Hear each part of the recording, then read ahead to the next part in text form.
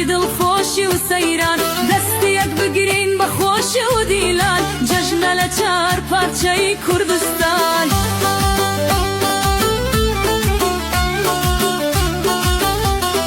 هاتەوە نەورۆز دیسە جەژنی کوردان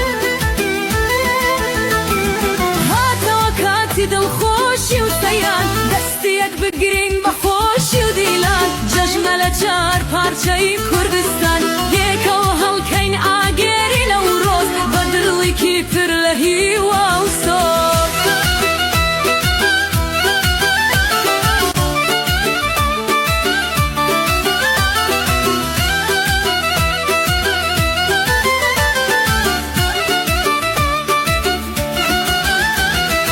نەورۆز و فیرۆز بێ لە کوردان یارەبی گەشەوە بێ ئالای کوردستان